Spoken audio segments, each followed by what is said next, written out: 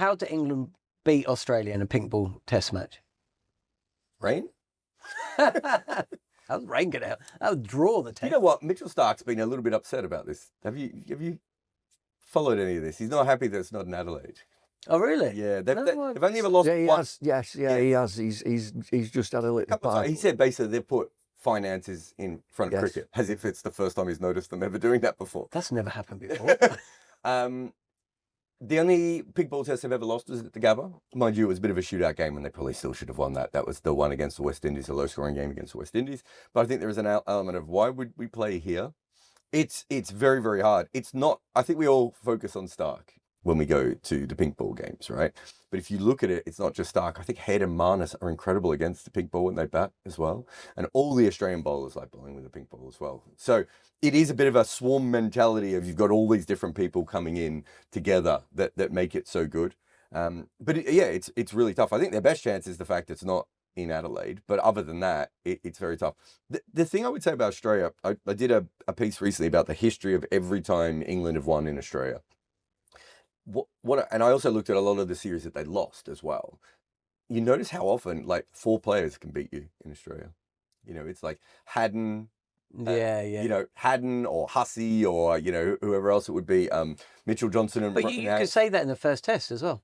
That's what I mean. Yeah. It's a perfect situation. Mitchell Starc, Travis Head. Scott Boland. Right? 3 players have basically won that. Yeah, and I think that's one of the. And that's unusual for Test cricket, right? It's not unless it's a 2-day test. Yeah. And actually, that's the point, right? Part of the point.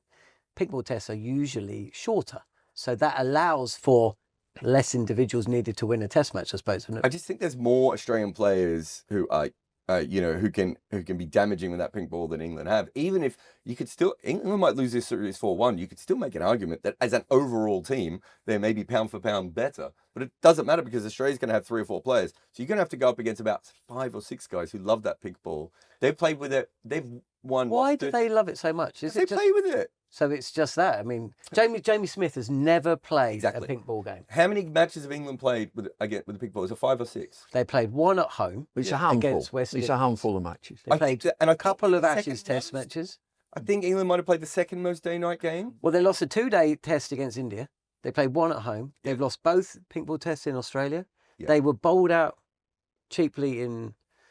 They won 1 against New Zealand at Mount Maunganui, but against the New Zealand side without their 4 best bowlers. West Indies 2017, was that the... That was here, Brisbane. Was that the last one they played? It's the only one they've played here. Yeah. Doesn't work in England when it doesn't get dark. So you're going up against people who are specialists. But I mean, psychologically for England, they have to forget the game they've just played and the noise that's been around it. Noise from media, from Australia public, from the Australia team, from England supporters who are out there. They've been vitriolic. I've never known England fans to be as angry as they are. Now, as a team and as a management team, they've got to shut all that out and get down to the business. And I fully understand we have a blueprint, is what he said, and we're going to stick to it. And you've got to take a deep breath when you say that, because everybody's going to pile into you. Nevertheless, I admire him for coming out and saying that. So what do they do to win this game? Forget what's just gone on, and you're starting with a blank sheet of paper against this opposition, and it's still going to be tough because they're brilliant with the pink ball. They do not lose. What a great opportunity for us just to turn that around. And that's the way that they've got to look at it and play a bit more savvy. It's just savvy. And I mean, Jeffrey, I live in Yorkshire, and Jeffrey has piled in. He said he can't take them seriously anymore. He says they're stupid. Wow. That's a big word, stupid. It's a Yorkshire word. After losing that first test, they're 1 bad session away from losing the Ashes, and that's going to be weighing on them. The other thing to throw into the mix is, with those pink ball test matches, it's not as simple as winning the toss and batting for 4 or 5 sessions and saying, oh, you've got to bat longer, because, of course, the first session belongs to the bowler, notionally. Third session belongs to the bowler as well. So that means the second session, you've got to cash in. Yeah. And there's also long periods where you don't take wickets in those games. Well, I'll replay that to you. No. But if you go through, quite often in pink ball games, there can be long periods where that ball goes soft. So does it go? Just go softer? So overall, the average is a lot lower. Yeah. The ball goes softer quicker. So if you get on top, you can bat for 2 sessions. How many pink ball games test matches have been played at Brisbane? This will be the third or fourth. How's it gone? How have they gone? So it's really interesting. They lost the one to the West Indies, which was a bit of a shootout when Shamar Joseph bowled that in. Yeah, I got you. Yeah. And then the other, I can't remember both of the other ones, but I was at one of them, which was when Australia had, we're going to beat Pakistan. Pakistan had to do a big chase. There was a few runs in that game. And they ended up in a situation, Australia, where there was a miscommunication with the umpires. I think Gunnar might have been one of the umpires, Gunnar Gould. And there was a miscommunication between Steve Smith and Gunnar, where both of them, Gunnar believes that Smith asked for the extra half an hour at the end of the day. And Smith thought that it was automatic, and that's what Gunnar was telling him. And so they ended up Pakistan put on this incredible, do you remember Shafiq?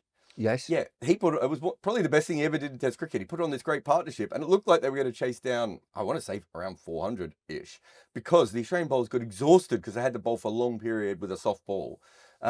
And then Australia got over the line, I want to say by 40 or 50 runs, John. I don't know if it has it in the end. So they haven't been as dominant there as they have at Adelaide with the 36 all out and the Jai Richardson and all that sort of stuff. That's what I mean. It's not that, from what we've seen previously at Brisbane, it's not like, if you get 100, you've done well, you can score, actually. Yeah, it's a bit more of a, it's a bit more... The balance. If there's a balance between bat and ball, fine. Yeah, and so I think a lot of it is also, it depends on the individual pink balls that are used in those games, because the pink ball does not stay as hard. So if you can get to a point where that pink ball changes, even though when it gets dark and it's harder to see it and everything else, and there's little things as well, like, the Australian players are going to be used to seeing the seam of that pink ball, and they know exactly what happens to it. The English players won't be ready for that, right? Yeah, Pakistan hit 450 in second innings. That's 9 years ago. Yeah, and they lost by 39 runs. It was an incredible Test match. I remember we were there. We were there till about 1 a.m. in the end. I remember coming out with Damien Fleming, and he's like, "That's the longest day of my life." Because it was Pakistan rolling towards this thing, and everyone's like, "Australia's going to win, right?" And then it felt like it wasn't going. It's a cricket ground at 1 a.m. Oh, I think by the time we got out of there, it was really late, because I remember Brisbane was just shut.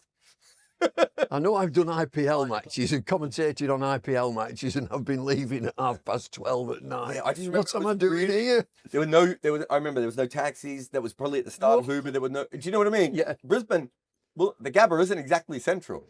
Right? So we've just done a video talking about where it went wrong in the first test, and one of the themes is that England in that afternoon session on day 2 did not play or did not bat to the conditions or the game situation, not for the first time in the baseball era. They lost a game that they were in a strong position in, and they really should have won, right? So coming from that, we suggest that they should be playing more traditionally and assessing the situation, yada, yada, yada. But actually, for this pink ball test, if we are approaching a game situation where they are immediately on the back foot because they played less pink ball cricket, it's a pitch that is expected to be dominated by the ball, and it will probably be a short 3-day game, probably. Actually, doesn't that suggest that England should go all out baseball? Because they are behind the game, and they don't have the experience of playing in these conditions, so actually, they're just going to have to go for it. So my theory originally was if they can win the first test, where I thought their team was most suited to the first test. I think we all felt without... Even if Hazelwood had played, like, obviously on that pitch, who knows how you play Hazelwood, but I still thought that England had basically picked an entire attack that was set up for Western Australia, not the rest of the country these days, right? I thought if they win that first test, they take the second one as a mulligan, and they just go, whatever happens. Exactly. Right? You're in a position of strength there. You can just go, bring it on. Can you do that when you've lost the first test? No, you can't. But they will. So that's my issue with it. But they have to do that. They might have to. I think you're right. It's a high volatility game. You have to take some chances. I'm going to say you've got to be aggressive. It's the way that they play. So I think it's the way that Test match cricket is played. Travis Head was a fantastic innings, a brilliant innings, and it was an aggressive innings. But there'll come in a game of Test match cricket, there'll come a time when the two out in the middle batters have to assess the situation and chat. And another great word on the board, but on the whiteboard in the dressing room, responsibility. You've got to accept that responsibility. This is what we're going to do now.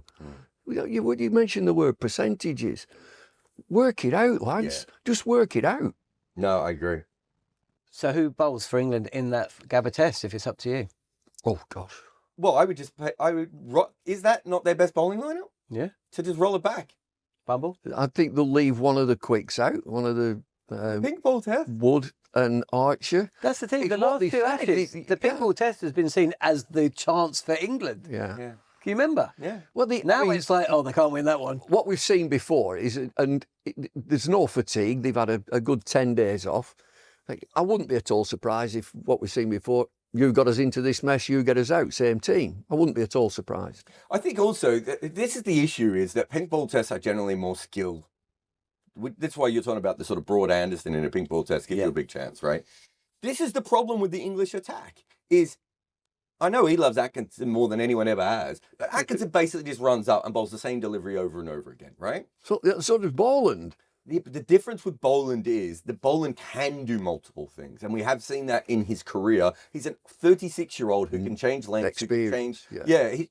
And he's also the ball that Boland bowls just seems 3 times as much as what Atkinson does, right? He's slower. Yeah. But also he just moves it a lot more, right? He always has. Even back when he was a young guy, he used to be able to get more movement off a pitch than other people do. McGrath. England doesn't really have anyone like that. Ollie Robinson? Yeah.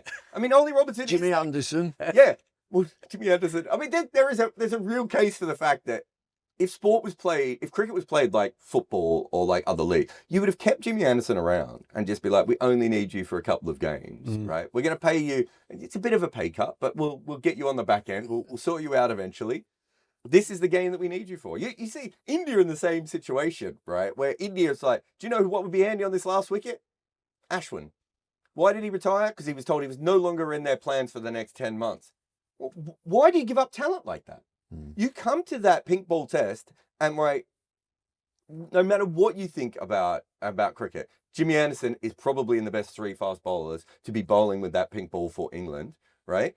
And to be fair, I'm not sure Tongue is. So if Tongue comes in, that doesn't really make any sense. Right? But they've drawn a line. I mean, they've said that, they've talked it through with Jimmy eventually. Yeah, but and they told Jimmy, didn't they? But this is old school cricket thinking. This is, he's not going to be the star anymore. Well, okay, so we only play 3 test matches a year. He's still playing cricket. Yeah. Ronaldo's still going to be playing at the World Cup age. You know what I mean? 40. You don't get rid of that level of talent, right? Just because it's no longer at the... I'll ring him up and tell him you're a fan.